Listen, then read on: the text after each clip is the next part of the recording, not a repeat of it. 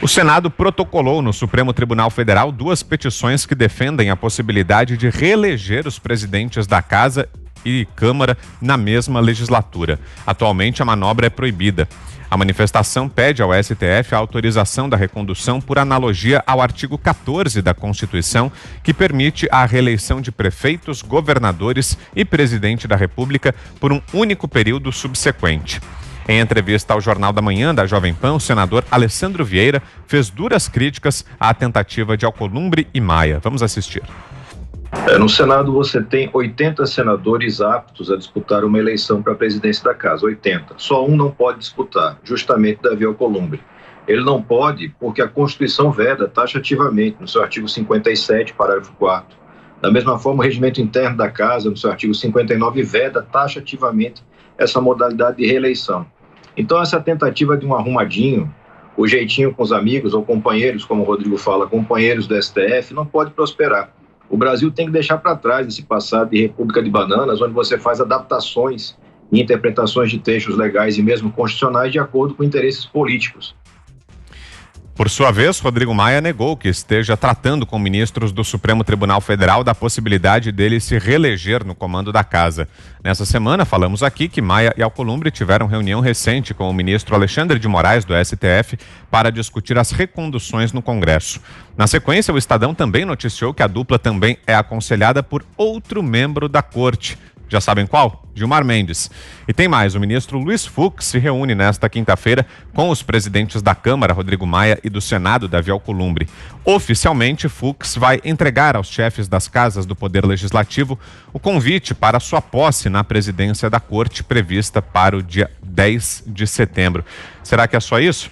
Hein, Zé Maria, explica pra gente como é que tá essa articulação por aí e eles não têm nenhum constrangimento, não parece impróprio não, que os ministros que vão julgar a causa fiquem aí abertamente à luz do dia se encontrando com Rodrigo Maia e com Alcolumbre, hein, Zé? E acho que o Zé tá sem retorno, repasso pra você essa pergunta então, Fiuza. Eu estava esperando a explicação do Zé, porque a gente volta a ela, então. Aí, de fato, está uma fofocada danada.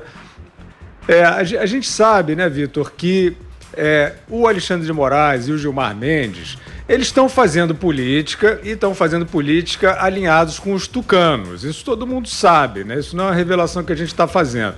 E, evidentemente, que tudo isso tem a ver com 2022. Né, todas essas ações que a gente está mostrando, todas essas exorbitâncias do STF, esse papel que o Alexandre de Moraes pensa que ele está fazendo para enfraquecer o governo e atrapalhar o país, porque quem lidera a agenda de reconstrução sempre é o governo, né?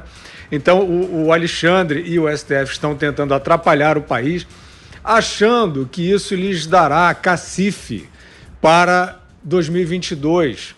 Lhes dará, eu estou me referindo justamente ali à sua rede política de interesses, né? Que é o Tucanos, DEM, né? Nós vimos aí todo o comportamento do ministro Mandetta, do DEM, né? Ali, partido do Rodrigo Maia e do Alcolumbre. Nós estamos vendo isso tudo, né? E é claro que esse ambiente para essa tentativa arbitrária, autoritária, né? Que são os assuntos que eles tanto trazem como tentando fazer um decalque no governo federal, as propensões, as tentações autoritárias e arbitrárias são deles, né? Dessa parceria muito mal disfarçada entre STF e Congresso Nacional. Porém, tem alguns dados novos aí na observação aqui da planície, que é o seguinte: o presidente Bolsonaro não afundou na pandemia, né? Existe uma tentativa de algumas dessas forças. Nós vimos aí o ex-presidente Fernando Henrique, desde o início do governo, aconselhando o Sérgio Moro publicamente a sair do governo, né? Nós vimos outros membros aí do PSDB aconselhando outros ministros importantes, Paulo Guedes, segundo se diz nos bastidores, a deixar também o governo. Isso não surtiu efeito, né? Quer dizer, o que aconteceu por uma mágica da democracia, que é o que eles não enxergam e não toleram, é que após a eleição democrática desse governo, ele começou a governar democraticamente com uma agenda que o país entende como positiva, que o país foi às ruas, as pessoas foram às ruas defender. Apesar da pandemia e da tempestade perfeita, com a saída do Sérgio Moro, tão desejada por esses conspiradores aí que aconteceu, o governo não afundou. Qual é o quadro hoje, Vitor? É um governo que sai mais do que sobrevivente, né? Pesquisas apontam, as pesquisas não são nunca tão exatas, mas o sentimento a gente percebe.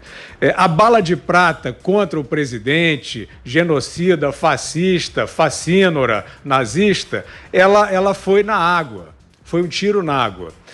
Então, no Congresso, a gente vê alguns movimentos diferentes em relação a essa sabotagem sistemática, né? E aí é que eu quero ver, e aí talvez o Zé possa explicar melhor, como acontece na Câmara dos Deputados, por exemplo, com novas e até surpreendentes adesões à agenda do governo.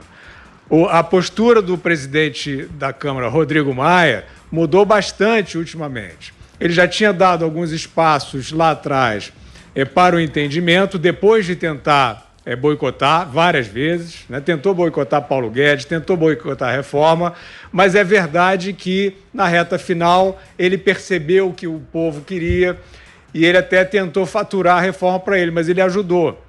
E mais recentemente, com a questão do compromisso fiscal urgente por conta da calamidade, o Rodrigo Maia tem tido uma postura importante, eu acho, né? Na defesa do país contra aí os populistas e demagogos, por exemplo, do Senado, né, que tentaram contrabandear aquele aumento para os servidores.